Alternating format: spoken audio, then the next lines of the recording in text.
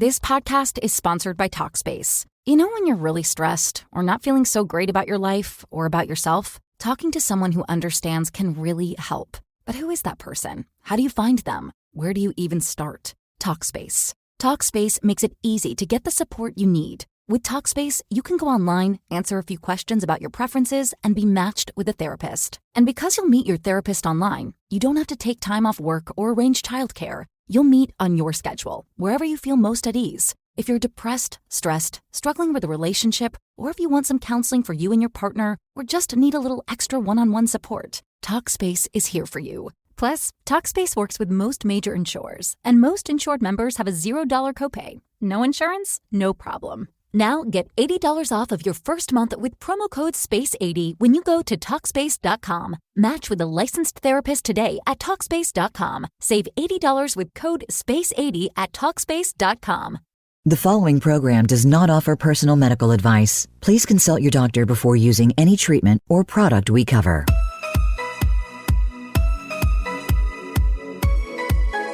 Welcome to Go to Health Radio with your host, Jonathan Marks.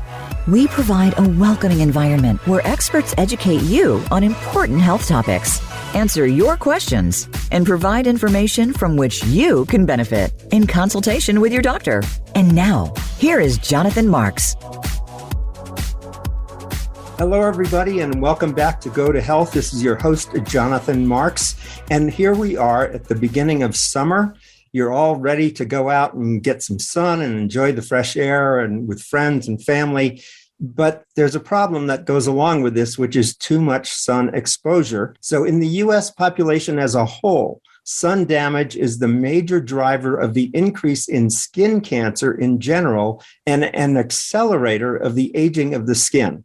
We will discuss basic mechanisms of damage for each and simple steps of sensible sun protection, which can help reduce risk for you.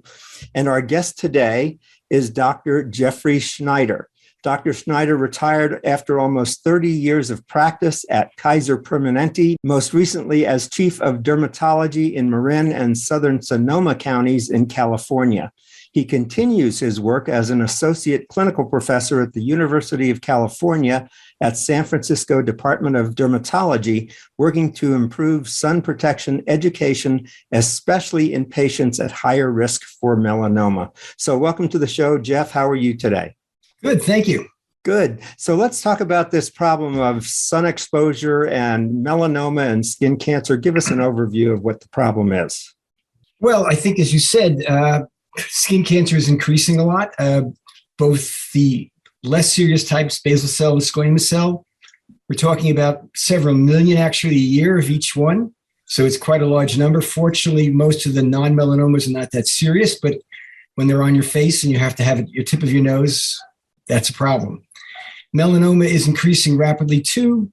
Some of that may be issues of what we call early diagnosis, but there's no question that the rate is going up somewhat. Mm-hmm. As we said, sun is the major driver, and you can still go outside. You don't have to be paranoid. You just have to be reasonable. Got it. Jeff, can you tell us what's the difference between basal and squamous cell? The most common is basal cell, and that forms as a little sore. Could be anywhere in your body, though most commonly it's the face, ears, neck, arms, but it can be anywhere in your body, legs. It's usually not on double covered areas, so it's rare to see, under underwear areas, and underarms, but it does happen there, but much less commonly. Mm-hmm. It usually starts as a sore which won't heal, a little pearly spot. It just doesn't want to go away.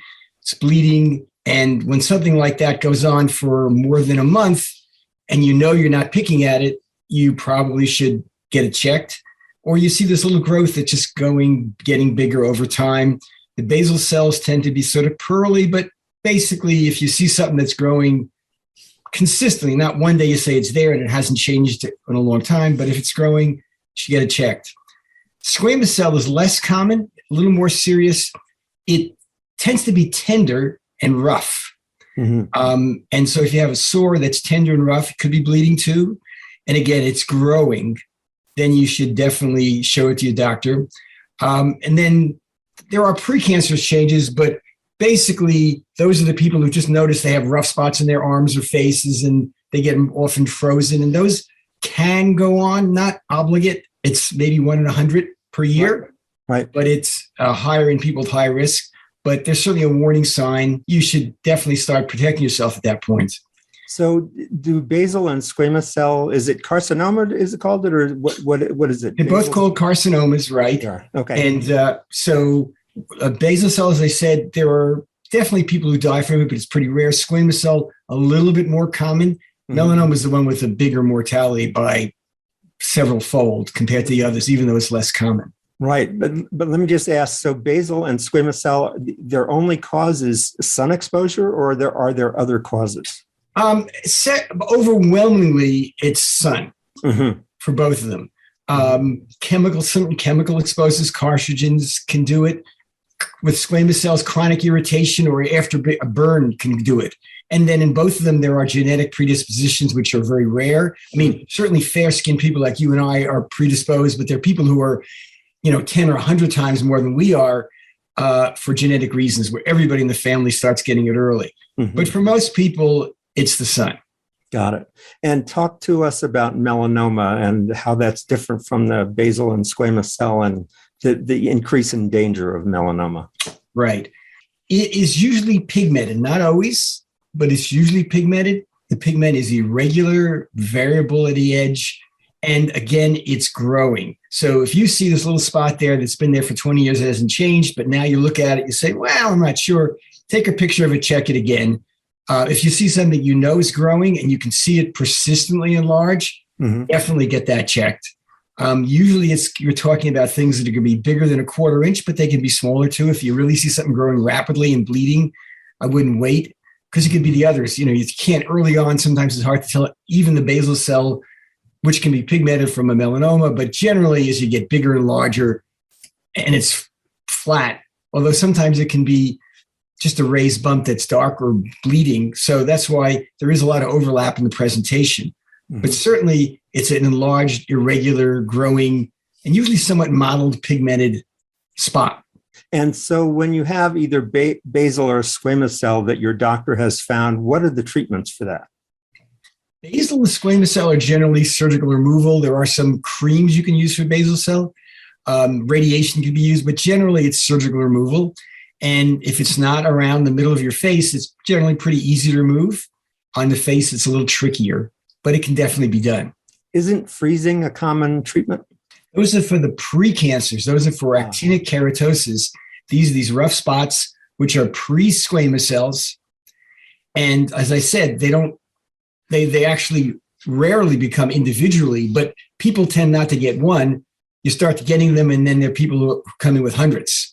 Right. And so you can definitely treat anyone that bothers you, and some people treat all of them, but I think the data for that is small, that it's actually that helpful. But definitely you need to, that's the wake-up call, because if you're getting sun, you are supercharging those things. Got it. Okay. How often should you see the dermatologist, Jeff?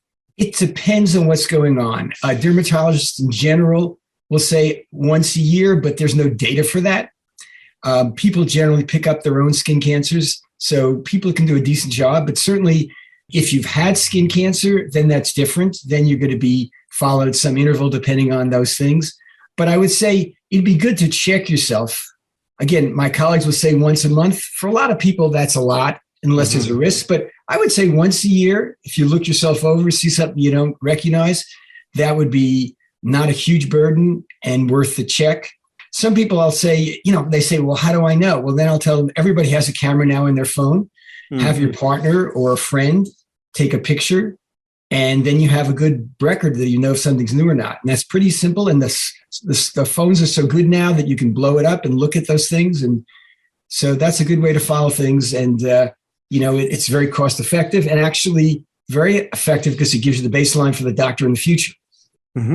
Great. Yeah. So I guess using what are now wonderful cameras on phones are a great way to kind of help treat yourself. So you talked about freezing and people coming in with a lot of these keratosis. I know when I have gone to the dermatologist, because I do have light skin, he does an inspection. There's usually more than one place that gets frozen if I haven't been careful over the last few months. it's a field effect. So when you have one thing to understand, if you look under the microscope, you'll see earlier stages basically wall to wall. Wow. So the person who gets one at 30, it's not true. But when you get to our age and you start getting some, it is a field effect. So you have them wall to wall. And so although I think it's reasonable to treat them, especially if they're symptomatic, but if you don't tell the patient that the most important thing is not my freezing it, but you're protecting yourself, and of course coming in if something's changing in a fit way, you're missing the boat. And that's my one, I spend most of my time talking to people about prevention, and a lot of people like to treat them because people find it very like the doctor's getting rid of it. But they come and go. 1 in 100, 97 out of 100 will go away in a year without doing anything. You were at risk for others, and so that's why it's good to check. But it's a field effect, and so you want to calm down that field. And so when you say field effect, tell me a little bit more what you mean by that. The whole area you got sun has that change. So if I did a tiny biopsy at any place on your face in the sun-exposed areas, you would find changes like an actinic keratosis, but less obvious, but it's sun damage wall to wall. Oh, I see. Okay. And so that's why focusing on the individual spots, I think, is we want to deal with them. But if you don't inform them that you are like that, where you don't see anything, then you start to realize, well, just freezing me is not going to cure me, which is true. And it's not a curable thing, but you can control it. The more you sun protect, the less, the thing kind of calms down. Right. So let's go on to talk about melanoma, how that develops, and then what are the treatments for that, and also the danger of contracting it. Well, melanoma is dependent, and the seriousness is dependent on how thick it is in the skin. That's the first level of diagnosis, and they measure it in millimeters. And so that usually means it's going to be raised, but it can be flat and go deep without being raised. So you can't always tell by looking at it. But the thickness on a biopsy tells you how, as a first pass, how serious it is. And then like anything else, if it spreads to the nose or other internal, it's even more serious. And there's it's classified by that. But the key thing is, you want to catch it. Like I said, it'll be sort of irregular, variegate browns, reds, blues, and growing. And if you see anything like that, get it checked. Nowadays, you can often send it to your doctor. A lot of places will let them send in a picture as a first pass. And so some places, and I think that's very helpful because then the doctors can better triage you. Right. And so then once you get the biopsy, generally they can be surgically excised. It's a much bigger excision margin than with the other skin cancers. Fortunately, the most common place for most people is not the face, but as you get older, the face becomes the most common place, which of course is a cosmetic issue. But there are other treatments. In the old days, when I started in the field, there was really nothing besides surgery. Now there are pretty good immunotherapies that can have significant effect on slowing the progression of disease or even causing long-term remissions. Some of these drugs, we don't really know how good that is because they're new enough that we don't know the numbers, but it is really a field which has done a revolution where there was nothing to treat them before. Now some of the newest drugs work fairly well, and it's a real blessing for people that's available and probably will continue to be available. And is melanoma, does it spread? Is it like other cancers that can metastasize? Exactly. So even a squamous cell and a basal cell, even much less, can metastasize. It's just very rare. With melanoma, it can definitely go. Depending how thick it is, gives you the sense of what the proportion will spread. So the thicker it is, the more likely it is to first go to the local draining nose. Like if it's on your arm, it'll go to your underarm, or your face will go to your neck, but that kind of thing. So there's scans they can look for, and then they'll often sample those nodes to see how many there are, what they're like, and that will determine what the therapies will be, surgery or other boosters of the immune system or things like that. Right. And you mentioned before this genetic predisposition to these kinds of things. And there's so many other diseases where I've learned about where, yes, there may be a genetic predisposition, but it's really about how you live your life and your behavior as to whether those genetics really express themselves or not. That's definitely true. That's for overwhelming group of people. It's not this thing where like everybody in your family is going to get it for sure. It's if you're careful, you won't get it. And if you're not, you might. Obviously, the simplest thing is how fair you are. And the second thing is if there's anybody in your family who has it. So if you have a lot of people in your family and you're fair, then, especially if you live in a place like California compared to New York, not that New York doesn't get it, but it's just so much more common in sunny places. Right. So Jeff, tell us, how do we protect ourselves? Do we have to be paranoid, or what are some reasonable ways, as you're saying, to protect yourself from too much sun? The simplest ways are wearing a broad hat and a shirt. And when I say a hat, a baseball cap only covers your forehead and leaves your ears, your neck, and actually most of your face, including the tip of your nose, down unprotected. A broad hat that goes out about 3 inches, and there's some very reasonable ones that don't stop traffic you can wear, but it's a tough transition for most people. They really have to be nurtured over that hump from a baseball cap, which is what you see the coaches on the sidelines wear, to a full hat, which is the only one that really works. Right. And a t-shirt. And there are sun protective clothing, which I recommend, but not because they're more sun protective, but the good ones are comfortable enough you can wear a long sleeve shirt in the summer sun. If you can't tolerate it, you won't wear it. But you would almost never get burned through any reasonable shirt. The only exception is like a men's white undershirt, which is wet. That is like transparent to the sun. So if you're wearing a white t-shirt on the beach and it's getting wet, you're not that protected. But you wear the average colored t-shirt on the sun. Now, you're not getting arm protection, and a long sleeve shirt will do that. But again, if you had to say the basic thing, if you can wear a broad hat and you can wear a t-shirt, that is the best thing. Sunscreen is great in addition. If you don't want to wear a long sleeve shirt, you can put it below below your sleeve down, and on your face, the exposed areas. If you're wearing a broad hat, you really only have to cover up the nose and the cheeks. Your forehead is pretty well protected with a hat, so it's just below that, and your neck you want to protect. So you made an interesting comment before about if you're going to wear a t-shirt, it should not be white, because especially if it's wet, it's transparent. I remember, as a kid wearing a white t-shirt in the ocean, and of course that was getting wet, but you're saying I can wear a t-shirt, but it really should not be white. It should be a color. Well, I meant to say like the men's white undershirt. That is a particular type of bleach. When you make a shirt like a men's white undershirt, that's transparent. A regular cotton shirt, white, is less helpful. If it has any color, it's better. It doesn't have to be dark. It turns out like a light blue is a good color. Because blue, the colors actually affect it. The darker the colors in general protect you more, but they're hotter. So a lighter color is still better than the dead white. It's bleached white.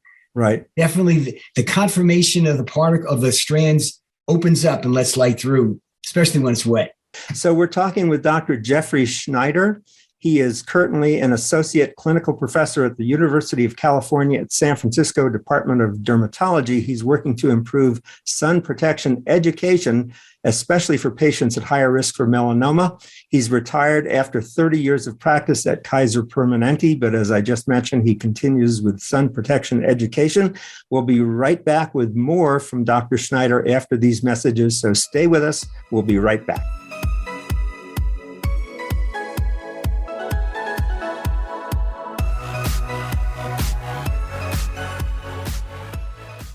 Become our friend on Facebook. Post your thoughts about our shows and network on our timeline. Visit Facebook.com/Voice America. It's time to get real, discover who you are, and get the tools to navigate your life. It's time to rock your midlife with Dr. Ellen Albertson, the Midlife Whisperer. Your midlife roadmap is the blueprint you need to roll with change, transform yourself, and create a fabulous second adulthood. Get answers and solutions for whatever you're up against and transform problems into opportunities. Make your next life chapter your best chapter with Rock Your Midlife every Wednesday at 11 a.m. Pacific, 2 p.m. Eastern Time on the Voice America Variety Channel. Voice America programs are now available on your favorite connected device, including Amazon, Alexa, and Google Home.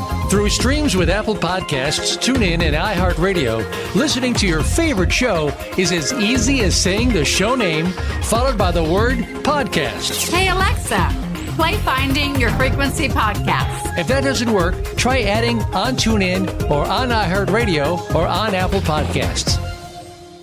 Tune in every Friday to get your weekend kickoff early. Join the legendary G. Keith Alexander for What's Hot Harlem America. The flagship show of the new Harlem America Digital Network has something for everyone. From the latest in entertainment to empowerment, health and wellness, and more, we'll bring you a variety of fresh viewpoints, voices, and ideas. What's Hot Harlem America with G. Keith Alexander can be heard every Friday at 1 p.m. in New York and 10 a.m. Pacific Time on the Voice America Variety Channel. The Internet's #1 talk station. #1 talk station. VoiceAmerica.com.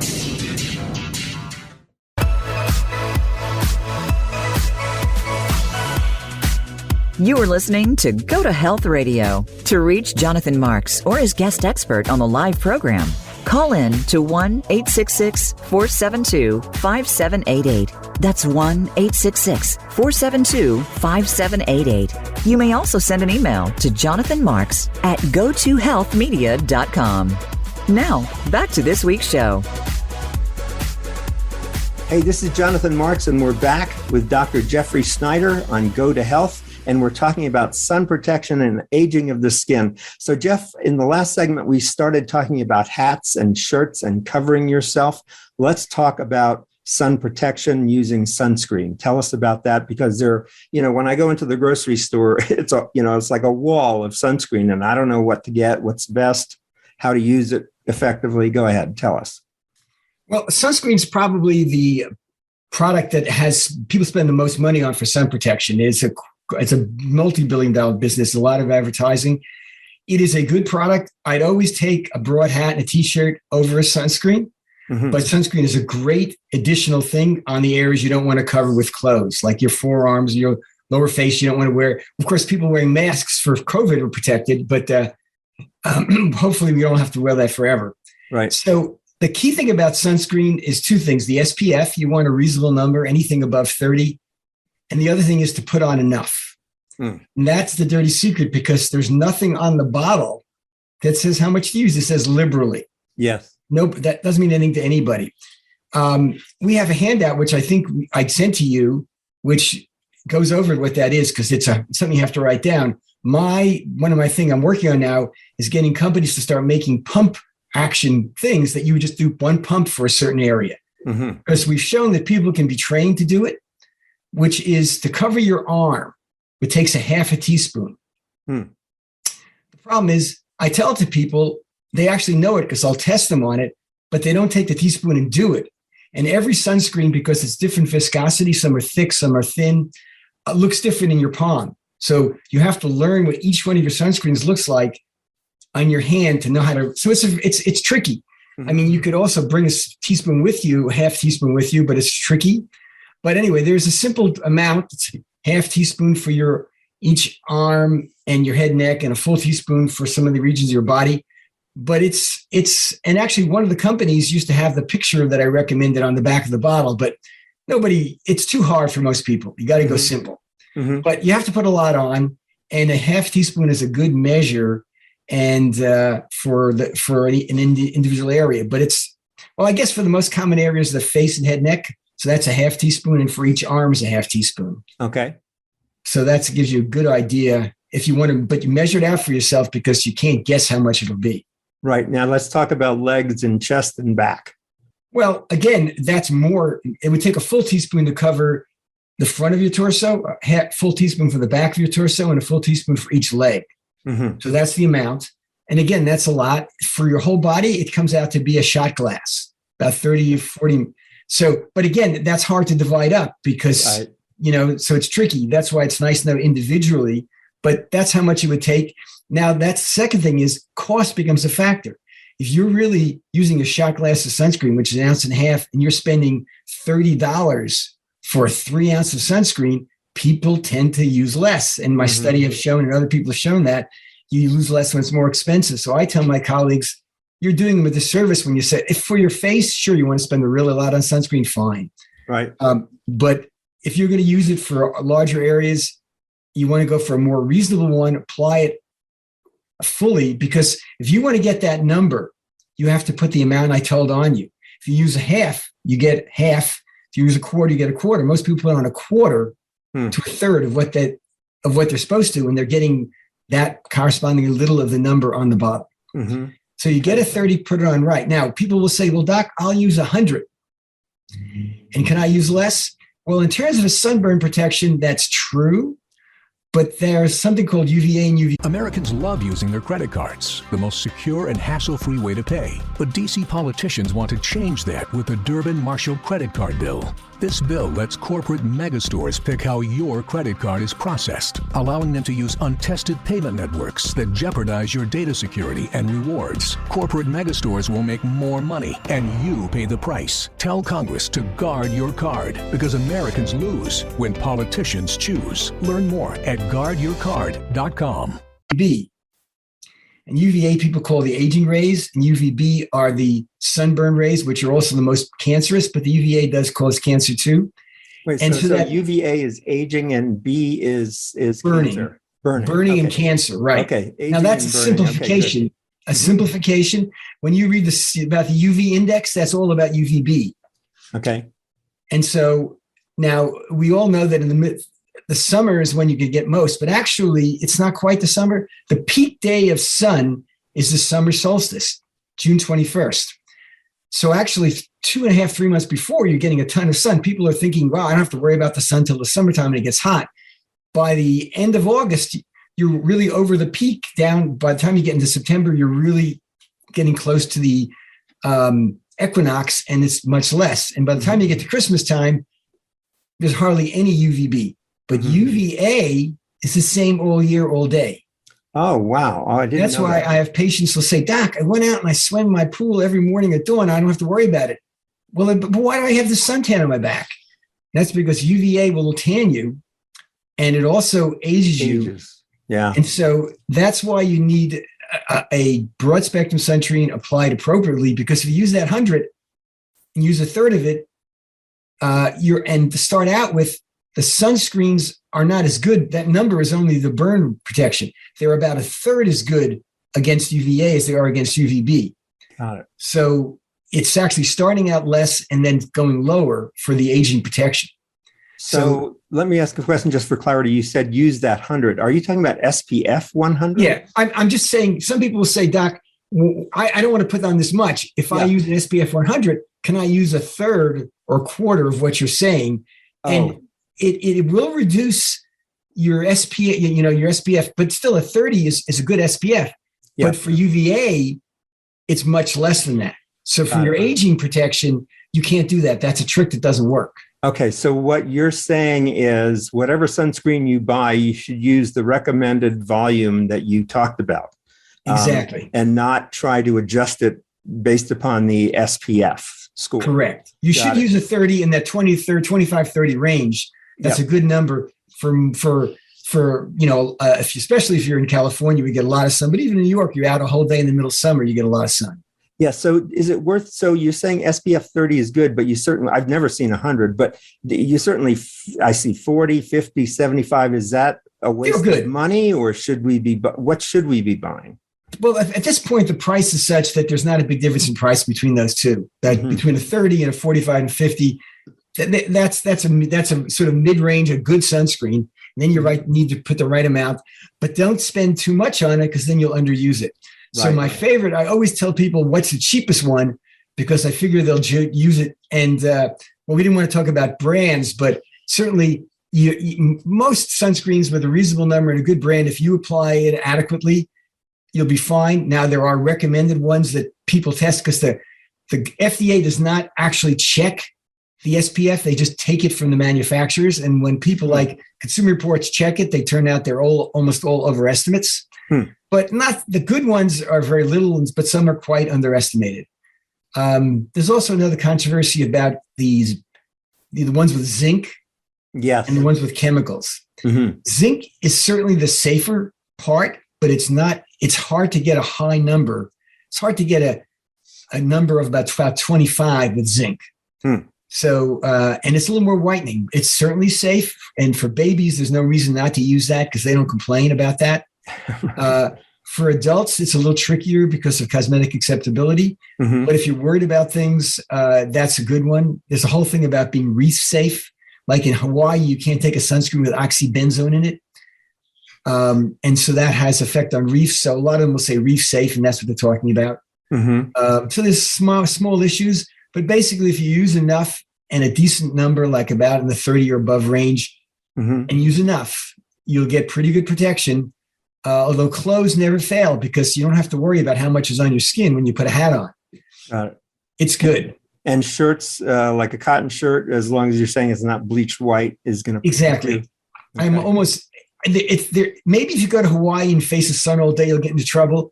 Yeah. But for most people, if you're wearing a colored T-shirt, it's going to have some color in it. It's going to give you good protection where you're covered, but not where you're not covered. But where you are, I've almost never had a patient come in and say, "Doc, I got burnt through my shirt."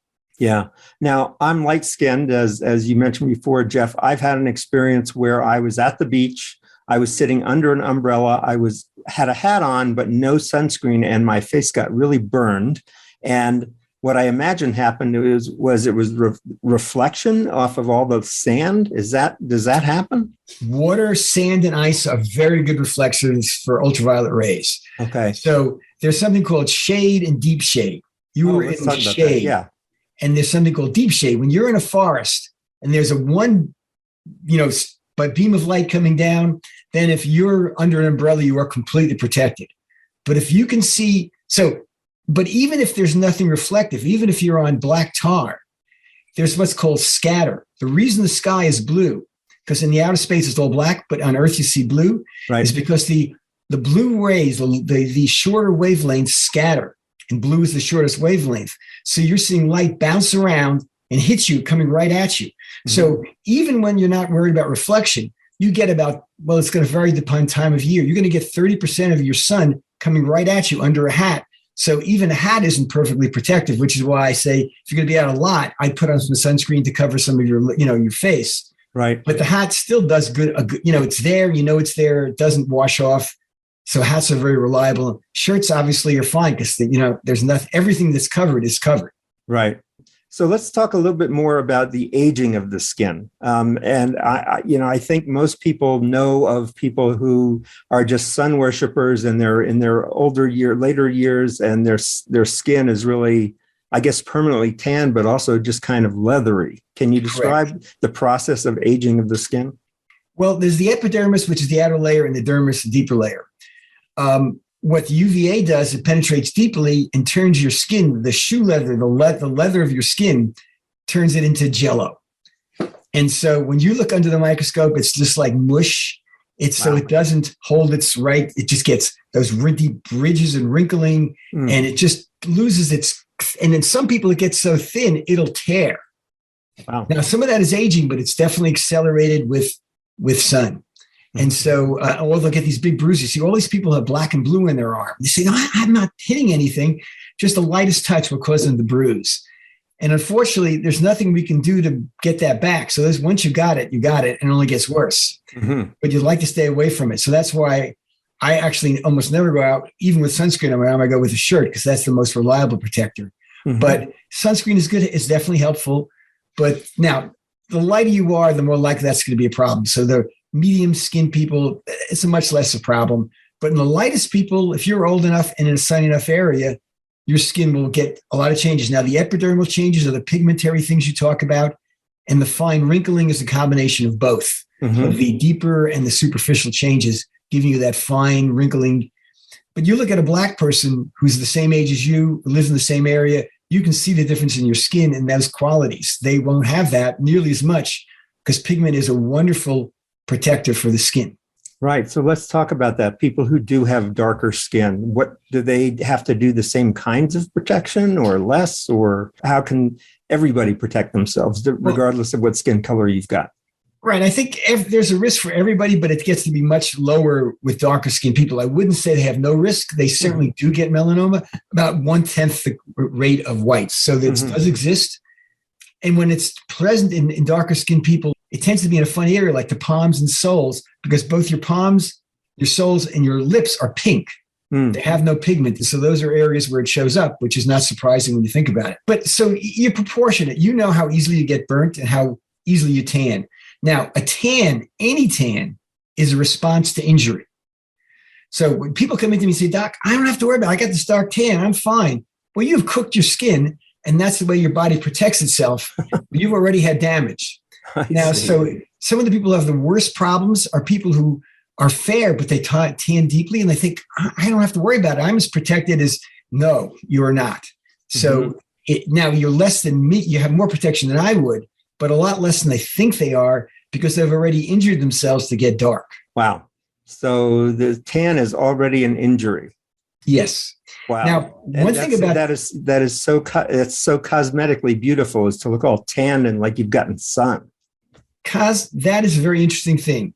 If you look in most of world history, most people in most cultures, still like in Asia now, the lighter you are, the more prestigious it is, because if you have darker skin, you're a field hand. If you're an aristocrat, you were white. And that was true among Europeans until Coco Chanel realized that people could go to the Mediterranean and make it back to Paris before their tan faded on a train. So she had her models get tan. So the standard of beauty, if you look at all in European, say, for example, it's always the fairest of the fair. So there's nothing inherently beautiful. It's just that once Coco started that and it became a thing, the new thing became get the vacation, come back home. And when you see models of tan, they're beautiful. When you see models of light, they're beautiful. It's just what they tell you is more beautiful. And what you imprint on as a kid really affects you throughout your life. Yeah, exactly. Yeah. I am totally imprinted from when I was a kid. Exactly. I'm sure we all are. Wow. Okay. So tan is really a burning of the skin. So it's less than a burn. I say use the burn sort of. It is not a full burn. A full burn, when you look at a microscope for sunburn, you see dead cells all over the place. It's this mess. A tan, you'll have some of those cells, but much less. And the body's protected itself, so you won't keep getting a lot more. It's not completely protective, but it is somewhat protective. So I wouldn't be paranoid about a tan. I wouldn't try to get a tan. And I would certainly realize that you're not being that protected. Some protection for sure, but not as much as a lot of people think. I do see some people who are very fair skinned who wear these huge hats and it's almost covered to where you can't see their face. Is that overdoing it, or is that reasonably protective for somebody who's very light skinned? That is definitely more protective. I have hats like that. And when I go hiking in the hills where nobody's there, I wear that. When I go to the farmer's market, I wear something a little more socially appropriate. So I think that's the thing. I mean, you don't want to stop traffic, but there's no question that big hat gives you more protection. And I have one. I'm perfectly comfortable with it.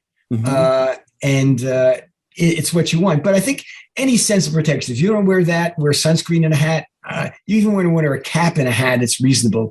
But the full hat is going to give you more protection, because I think we mentioned once, from studies the CDC has done, the most likely thing you can do that will cause a burn in terms of if you have a choice of protections, people who use sunscreen alone get the most sunburns. And people who use, this is really interesting, who use like hats and shirts and pants and sunscreen, they get more burns than people who use shats and shirts and no sunscreen.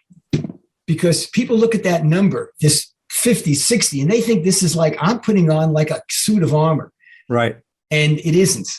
And so if you're wearing clothes, like I said, I've never seen anybody come to me to say I got burnt with clothes on under that, except in the rare, the really light white shirts getting.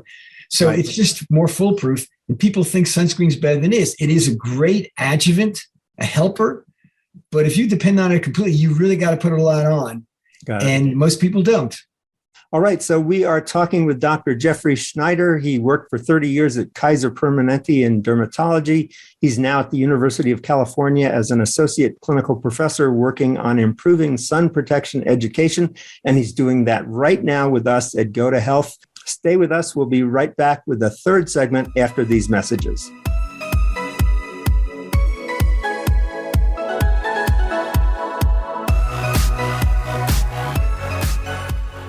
Follow us on Twitter at VoiceAmericaTRN. Get the lowdown on guests, new shows, and your favorites. That's VoiceAmericaTRN. Psych Up Live with host Dr. Suzanne Phillips offers a psychological perspective on coping with common and current life issues. This show addresses topics as varied as marital stress, insomnia, depression, raising teens, campus violence, and building self-resilience.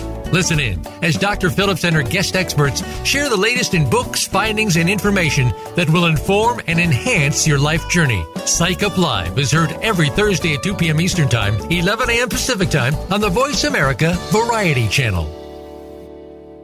Tune in to the Voice America Variety Channel on the Voice America Talk Radio Network. Voice America Variety broadcasts a diverse array of topics, reaching a global community. Our experts come from all walks of life, and the topics they discuss are everything from current events, arts and entertainment, leadership, parenting, relationships, self-improvement, career advice, and a variety of other topics. Check us out today. You're sure to find something of interest. Voice America Variety. Talk on today's... Americans love using their credit cards, the most secure and hassle-free way to pay. But DC politicians want to change that with the Durbin-Marshall credit card bill. This bill lets corporate megastores pick how your credit card is processed, allowing them to use untested payment networks that jeopardize your data security and rewards. Corporate megastores will make more money, and you pay the price. Tell Congress to guard your card, because Americans lose when politicians choose. Learn more at guardyourcard.com. Hot topics. Today, many doctors prescribe basic pharmaceuticals to their patients who aren't feeling well or have various aches or pains. Is this the right course of action for all patients? We don't think so. Find out about healthy, natural ways to help you feel your best by tuning in to the CBD Ed Show with host Ed Cheney. Ed and his guests will explain full-spectrum CBD, using the whole hemp plant for good health, and answer all of your questions about CBD and natural treatment in general. Listen Fridays at 11 a.m. Pacific Time, 2 p.m. Eastern on Voice America Variety. Streaming live, the leader in Internet talk radio, voiceamerica.com.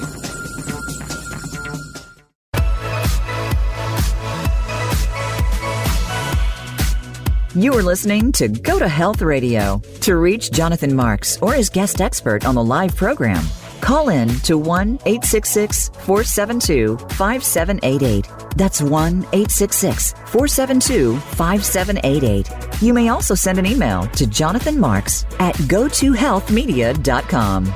Now, back to this week's show. Hey, this is Jonathan Marks. Welcome back to Go to Health. We're talking with Dr. Jeffrey Schneider, dermatologist. So, Jeff, in the last two sessions, we've been talking about how to protect yourself with both clothing and sunscreen. I want to know a little bit more about your background. Can you tell us about your history and what interested you in dermatology, how you got into it? Well, actually, I watched Marcus Welby, MD, as a kid, so I wanted to be an internist. And I actually trained in internal medicine. But while I was training internal medicine, I rotated through several other fields. And I had done some dermatology training in medical school because I was told that as an internist, about a third of the patients will come in with skin problems. So I wanted to know more. But then I realized I liked the dermatology more than the internal medicine, although I liked medicine. Mm-hmm. And so I switched over to dermatology. That's what got me out to the West Coast. I trained here at UCSF. Uh-huh. And when I got to San Francisco, I was most impressed with how sunny it is here. Mm-hmm. It's just so much brighter, and correspondingly, the amount of skin cancer is just so much higher here because there's just so much more sun. Right. So early on, realized that that's true. You want to do, if you want to prevent, practically when I started, there was no real good treatments for melanoma besides surgery. So I said, if we can't do anything that, let's prevent it. So I got really into what was usually the only thing I could do to help reduce the number of melanomas that way. Did you find people compliant, or people pretty much sun worshipers and really not listening to your advice very much? That's a good question. What I discovered was you have to ask people what they do outside. Tell me what your outdoor habits are. And then one by one, I would say to runners, well, you could wear a sort of one of those, because I like the B caps, but get one with a little flap. Wear a t-shirt, but I could go over each one, and then with a golfer, they can wear the Greg Norman hat because that's socially acceptable for golfers. Mm-hmm. So I have to go through each one of their habits, and I could help them. But that takes time. And what I realized was Most people don't want to spend that much time. It probably takes about 10 minutes to really do that well with people. Mm-hmm. I love to do it. My nurses would have to scream at me, get out, you have patients waiting. But I think it takes time. And so that's one of the reasons why people love to give people handouts. Mm-hmm. And I've always said to my colleagues, you can give them a handout. Unless you've explained it to them, it goes right in the trash. So if you want them to read it, you need to go over with them the points that you want to make, underline it, so then they can find it easily.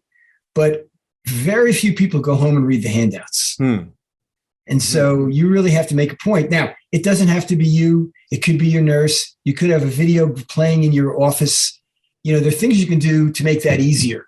Right. But I think education is key because, as we said, these are the major cause of this problem, and we can make a bigger dent in it if we did better. Mm-hmm. Even for people who are well-meaning. I mean, the amazing thing about the study we did was we had people who had melanoma who were doing everything in terms of hats, shirts, this and that. But none of them, they didn't put any more sunscreen on than the people who didn't have any cost, because even if they knew the half teaspoon, nobody had gotten home and put it in their palm. So the study was, we put it in their palm so they could see it.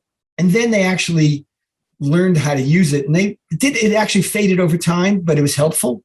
Mm-hmm. So that's why I think dosing it with a pump or something like that, because it's really hard to remember this abstract thing. And every one of your sunscreens looks different. Right. So we're going to be publishing something about that soon. Great. So Jeff, let me ask, so one of the things that I've heard, isn't it better to put sunscreen on before you go in the sun, or does that not matter? No, it does. It's a little confusing because that's true for chemical sunscreens. It takes a little time for them to penetrate deeply because they work a little different than the other sunscreens. Zinc sunscreens work instantly. Okay. But the other ones need to be put on a few minutes before you go out, maybe about 10, 15 or something like that. It's rare people do that. I mean, some people do. It's whatever's convenient for them.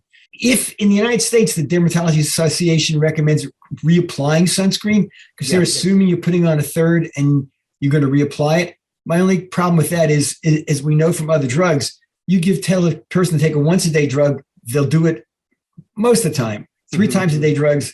So if you expect people to put it on 3 times every 2 hours, you're whistling up a tree. I'd like to get them to do it right first, because if you go out at 11, 12 o'clock and you don't have enough on until your third application, you've had a problem. So Jeff, I have a question for you. You've talked about volume, and yes, in certain sunscreens, you should put it on before you go out. What do you think about the idea of before you get in the car, before you load up the car, you put on your sunscreen, but you measure out the sunscreen with that half teaspoon that you can get from your kitchen drawer? What do you think about that idea? I think that's a great idea. I think it's worth doing if you can remember to do it. And actually, you'll learn what your sunscreen is. So I think that's very helpful. That makes a difference for chemical sunscreens. For non-chemicals, it works instantly, but it is actually a good idea, as you said it. If you can do it in advance that way, that would be helpful for both. And Dr. Schneider has shared with me, and I'm sharing with you on our website, a handy handout that you can download. And Jeff, tell us what is on the handout that you're providing.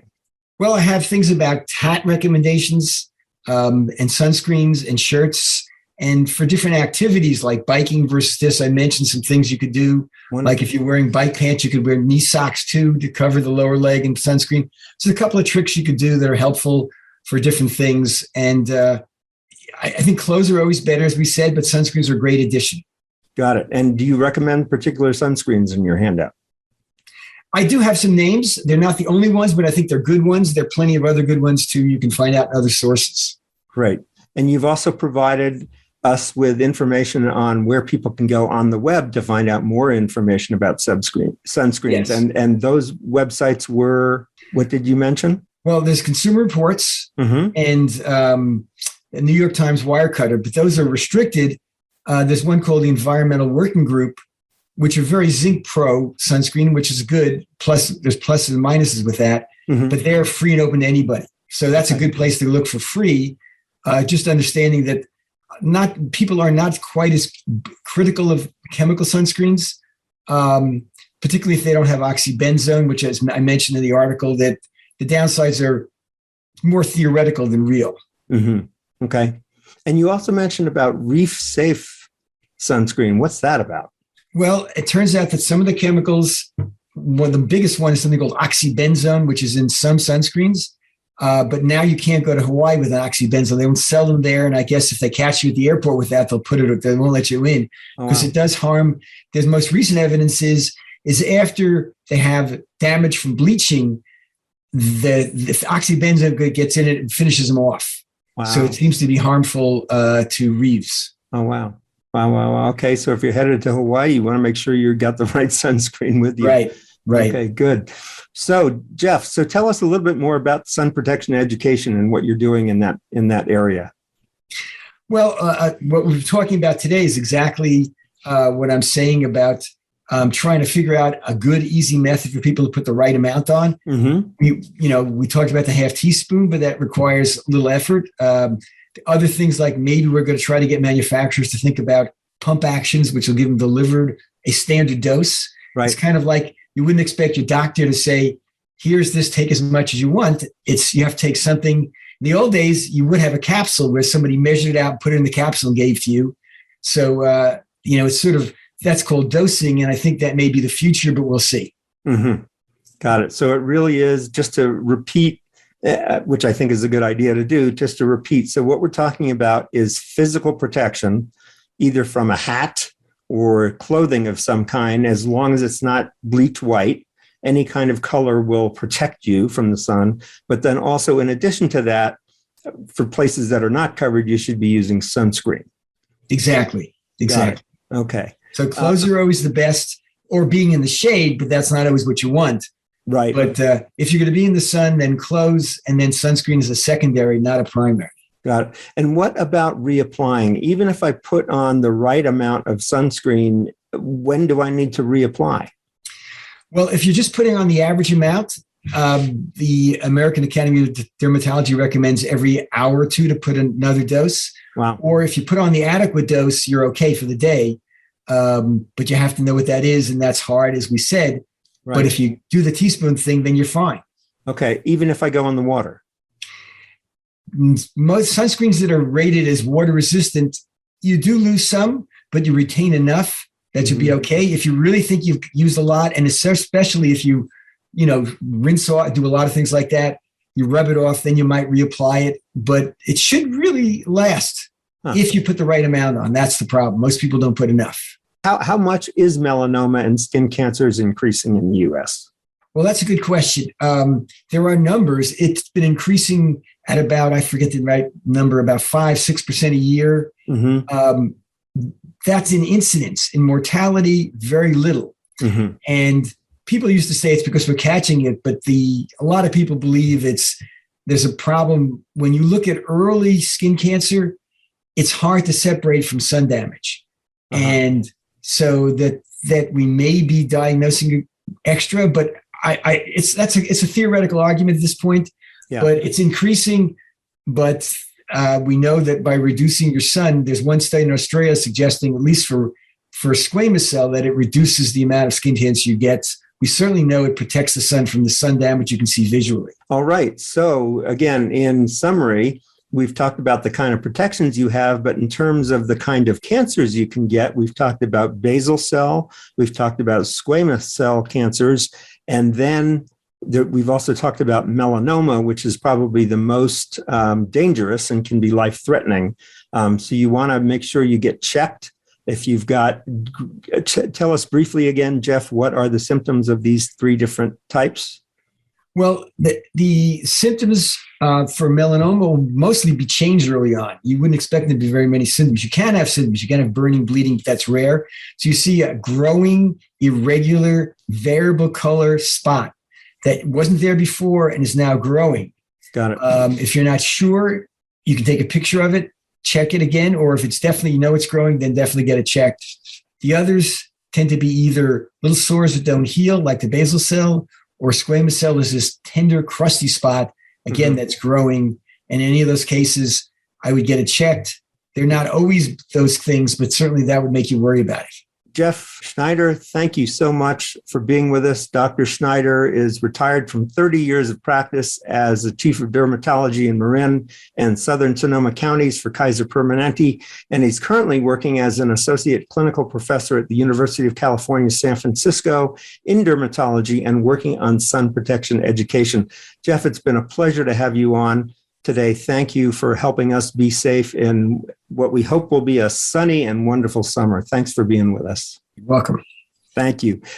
We'll be back, everybody, next week with another show. But until then, you can listen to us on Voice America and 7 other podcast networks. You can also watch us at gotohealthmedia.com. And as I mentioned earlier, on Jeff Schneider's page, you will see a download that you can take, which will give you a lot of information about sun protection and sunscreen. And we hope you'll download that so that you can have the best information to enjoy the summer with your family. Take care, everybody. We'll be back next week. This is Jonathan Marks, and Go to Health.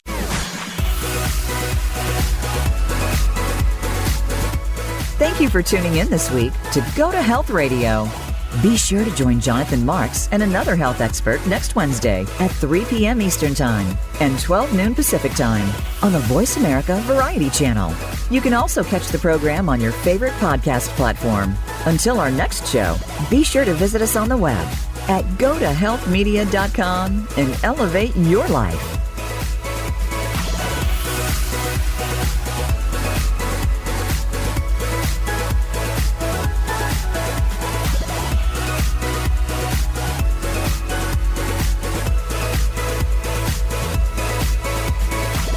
This podcast is sponsored by Talkspace. You know when you're really stressed or not feeling so great about your life or about yourself? Talking to someone who understands can really help.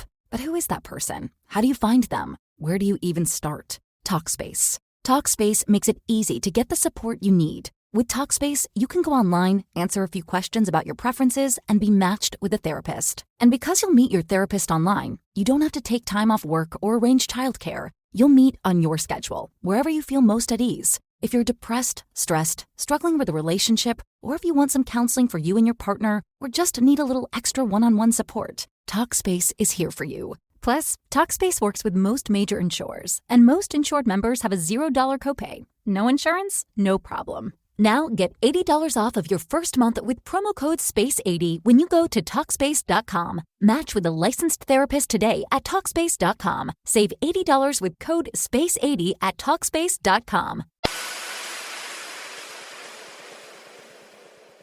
Americans love using their credit cards, the most secure and hassle-free way to pay. But D.C. politicians want to change that with the Durbin-Marshall credit card bill. This bill lets corporate megastores pick how your credit card is processed, allowing them to use untested payment networks that jeopardize your data security and rewards. Corporate megastores will make more money, and you pay the price. Tell Congress to guard your card, because Americans lose when politicians choose. Learn more at guardyourcard.com.